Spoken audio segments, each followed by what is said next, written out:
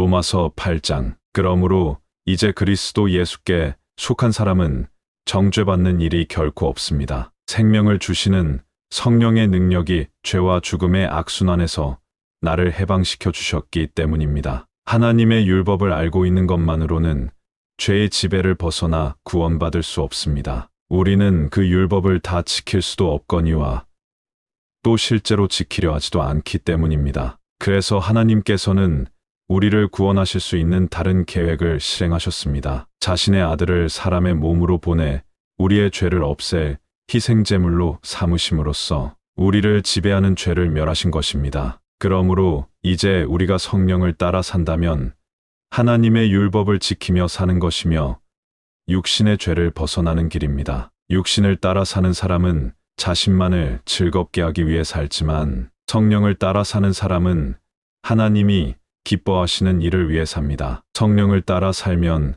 생명과 평안을 누리지만 육신을 따라 살면 죽음에 이르게 됩니다. 육신의 생각은 하나님을 대적하기 때문입니다. 육신의 뜻대로 산 사람치고 하나님의 율법을 지킨 일도 없고 또 결코 지키려 하지도 않습니다. 그러므로 아직도 옛날의 죄에 물든 자아의 지배를 받아 육신의 욕망대로 따라가는 자는 결코 하나님을 기쁘게 해드릴 수 없는 것입니다. 그러나 여러분은 이제 사정이 다릅니다. 만일 하나님의 영이 여러분 속에 계시기만 하다면 여러분은 성령을 따라 사는 것입니다. 그러나 이것을 기억하십시오. 만일 자기 속에 그리스도의 영이 계시지 않는 사람은 그리스도인이 될 수 없습니다. 또한 그리스도께서 여러분 속에 계신다고 하더라도 여러분의 육신은 죄 때문에 죽습니다. 그러나 그리스도께서 여러분의 영혼을 용서해 주셨으므로 여러분의 영혼은 살 것입니다. 그리고 만일 예수를 죽은 자 가운데서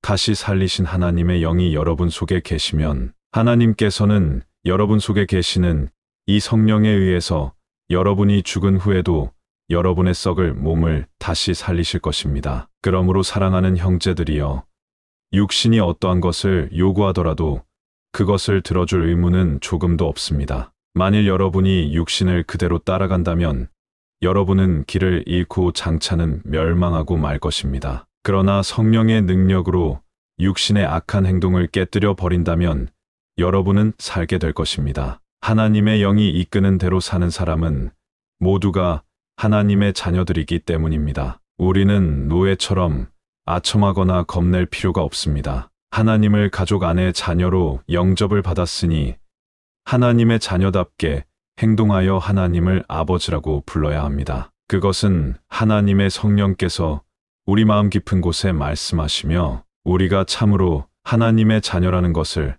증거해 주고 계시기 때문입니다. 우리는 하나님의 자녀가 되었으니 하나님께서 아들이신 예수께 주신 것처럼 우리에게도 그분의 재산을 분깃으로 나누어 주실 것입니다. 그러니 만일 우리가 그 아들의 영광을 함께 누리기를 바란다면 그분의 고난에도 함께 동참하는 게 마땅할 것입니다. 우리가 지금 당하고 있는 고난은 장차 우리가 누릴 영광과 비교하면 아무것도 아닙니다. 모든 피조물은 하나님께서 그분의 자녀들을 부활시키실 날을 인내와 희망을 가지고 기다리고 있습니다. 그날에는 하나님의 명에 따라 본의 아니게 이 세상을 지배하고 있던 가시와 엉겅퀴, 죄, 죽음, 부패 따위는 모두 다 사라져 버리고 우리는 영광스러운 해방을 맞아 하나님의 자녀들이 누리는 즐거움을 나누게 될 것입니다. 동물이나 식물과 같은 자연계의 생물까지도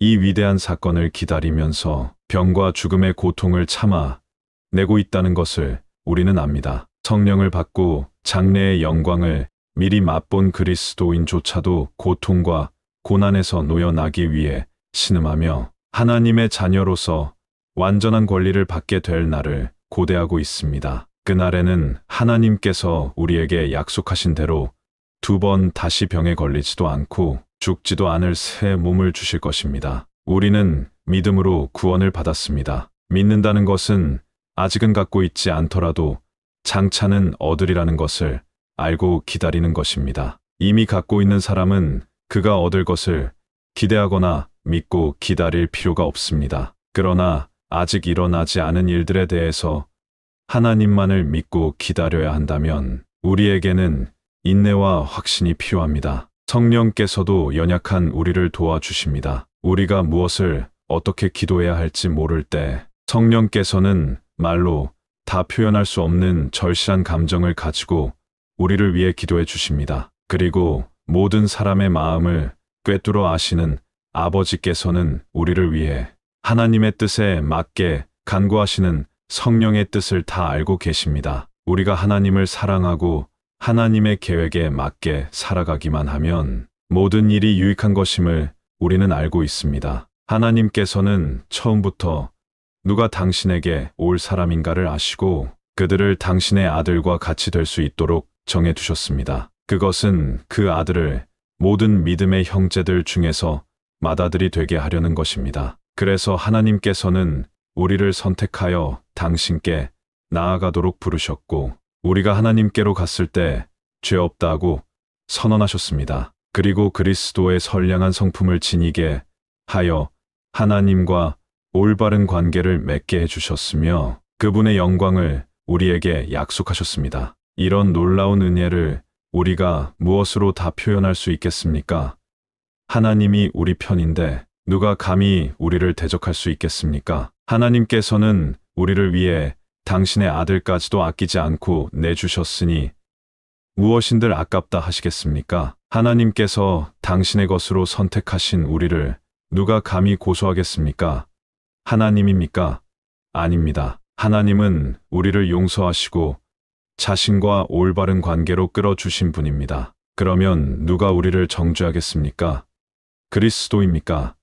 아닙니다. 그리스도께서는 우리를 위해 죽으셨다가 다시 살아나신 분입니다. 그리고 지금은 하늘에 올라 하나님의 오른편 가장 높은 자리에 앉아 우리를 위해 간구하고 계시는 분입니다. 그러면 누가 우리를 그리스도의 사랑에서 떼어놓을 수 있겠습니까?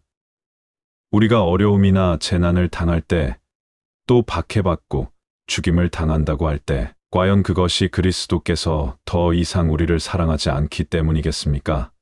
굶주리고 헐벗고 위험을 당하고 죽음에 직면한다고 해서 그것이 하나님께서 우리를 버리신 것이겠습니까? 성경에는 다음과 같이 기록되어 있습니다. 우리가 주님 때문에 종일토록 죽임을 당하고 도살당할 양처럼 취급당하며 살아갑니다. 그러나 우리는 결국 목숨을 버리면서까지 우리를 사랑하신 그리스도를 통해 큰 승리를 거두고야 말 것입니다. 나는 하나님의 사랑에서 우리를 떼어놓을 수 있는 것은 아무것도 없다고 확신합니다. 죽음도 그렇게 할 수 없고 생명도 그렇게 할 수 없습니다. 천사들도 그렇게 하지 못하고 지옥의 모든 세력을 다 합친다 해도 하나님의 사랑에서 우리를 멀리 떼어놓을 수 없습니다. 오늘에 대한 우리의 염려도 내일에 대한 우리의 공포도 또는 하늘 높이 올라가거나 바다 깊은 곳에 들어가거나 우리가 어디에 있든지 간에 우리 주 그리스도께서 우리를 위해 죽으실 때 나타난 하나님의 사랑에서 우리를 떼어놓을 수 있는 것은 아무것도 없습니다.